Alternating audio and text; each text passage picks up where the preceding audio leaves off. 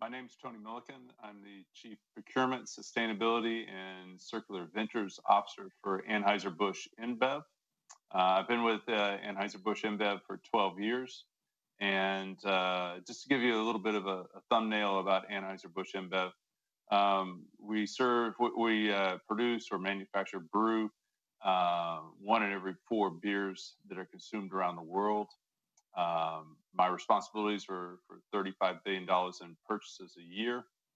And we operate in 50 countries, and we have commercial operations in over 100 countries. And we got 500 brands, everything from Budweiser to Corona to Stella, and there's so many to talk about, but not enough time.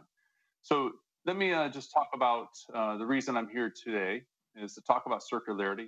My introduction to circularity started with Peter Lacey. And let me give you just a little bit about Peter Lacey. Peter Lacey is the Chief Responsibility Officer for Accenture. He's also the head of European strategy for Accenture. And he wrote a book that came out in the third quarter of 2015 called Waste to Wealth. And so I'll give you a little bit more about that in a second. He also came out with a second book in the fourth quarter of 2019 called the Circular Economy Handbook. The two books dovetail together. But let's go back to Waste to Wealth. Waste to Wealth, I read it over the holidays of 2015, and it changed my perspective on my responsibilities inside the company and my responsibilities to society in general. And so Waste to Wealth will be the genesis of my conversation today. So let's just talk about circularity. I see it as the key to sustainability. It's in the simplest form, it's a building block. So let's just, let me identify why I say it's simple. If you look at the sun or wind, if you don't harness those two things, you're wasting an opportunity. So windmills capture the power of wind. Solar panels capture the solar rays from the sun and create renewable energy, as everybody knows. But when you start thinking about it from an end-to-end business like Anheuser-Busch, you start to think about those building blocks a little differently. So I'll just give you an example. Packaging, which we're a huge consumer of packaging. We look at it from an end-to-end standpoint, and we think about how do we reuse packaging? How do we reduce it? How do we recycle? And then how to rethink it. And so let's just use a bottle, for example. So a bottle reuse would be just an idea of how big Anheuser-Busch is. 40% of, a little over 40% of all our beers are in returnable packages, returnable bottles. And so those bottles have a life of upwards of 20 times they come in and they go out, and they're used by the consumer. So that's a reuse. We have the largest circular system in the world through that bottle system. Now, if you kind of look at it on a reduced standpoint, we look at our 12-ounce one-way bottles, and we say, okay, when I came on board 12 years ago, we were averaging about 225 grams for a 12-ounce bottle. We're down to 185. And we have designs that go towards 150 grams per 12-ounce bottle. Then there's a whole aspect of recycling. And for everybody here, it's better to reuse a bottle over and over than it is to make what I call a virgin bottle. And it just less carbon, less use. I mean, it's very smart on a recycling standpoint. It's better than for it to go into a landfill. And then let's talk about rethinking. Is how do you get those bottles back into use? You know, there's collection systems, and so we're working with communities around the world on how to collect bottles instead of them going in the landfill, making sure they get back to the furnace and then reused in a bottle manufacturer.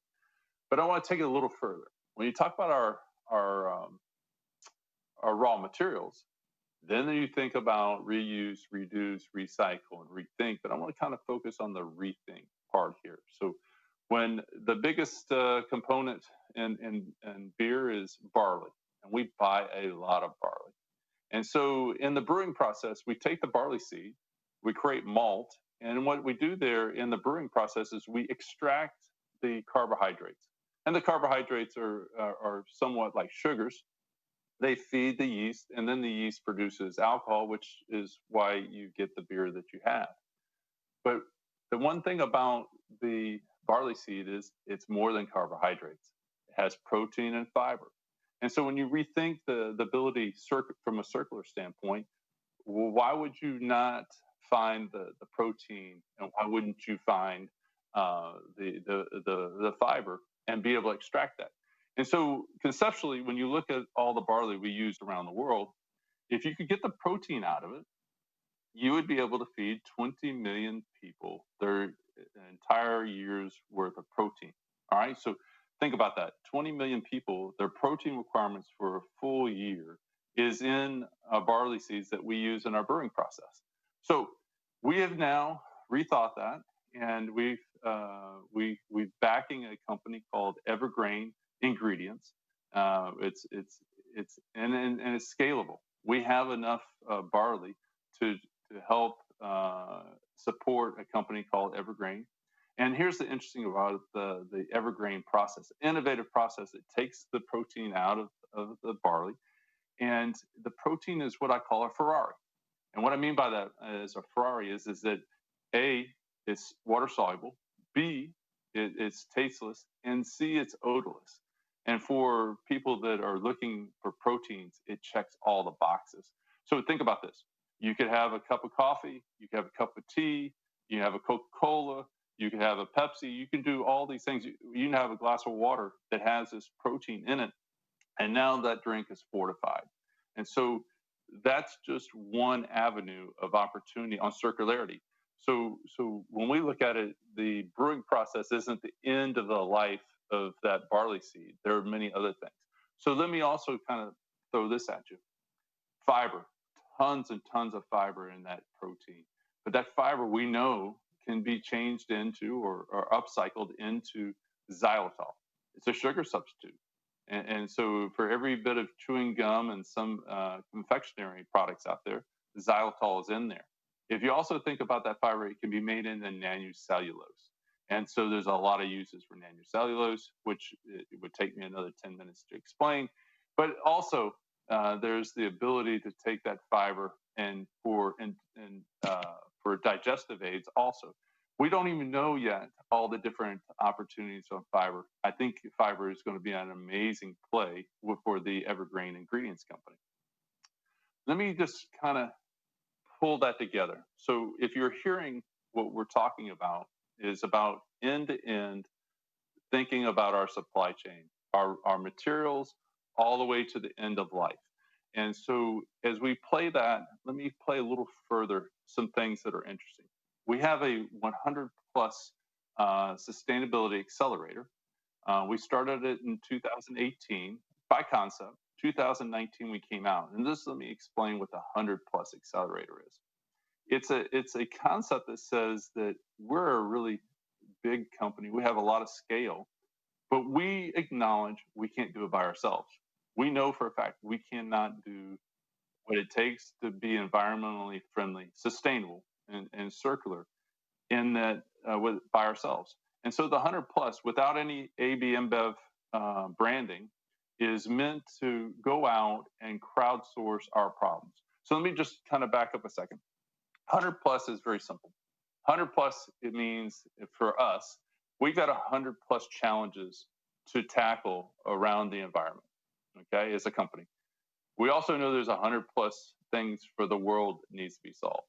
We also look at 100 plus, meaning that we as a company want to be here for the next 100 plus years. We also know that this earth, and me as a parent, I want this the earth to be healthy for the next 100 plus years, okay? So that's the concept. It's create a flywheel where we go out to the world and crowdsource to solve our problems. And so the very first year we came out with 10 challenges. And we had 650, a little over 650 entrepreneurs and startups that submitted their proposals to solve the problems. And then we down selected down to 20 of those companies.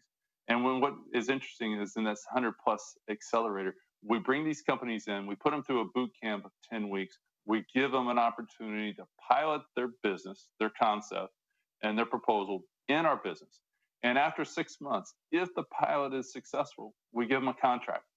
And then if anybody knows our company, we have a tendency to scale quickly. So if you come in and you're successful and we give you the contract, we're looking to take you around the world. One other thing is this.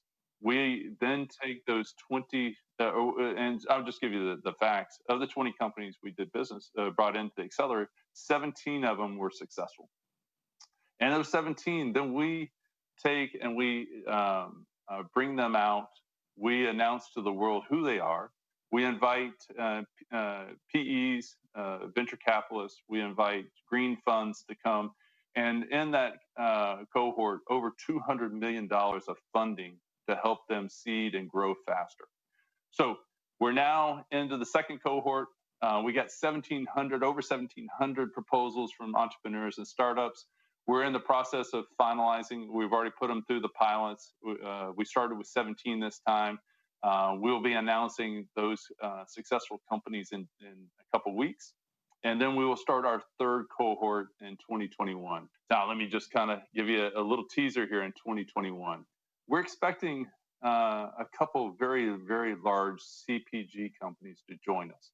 Not an opportunity at this point in time to announce who they are, but I expect in the first quarter, you're going to be very, very surprised with the people that are going to join us.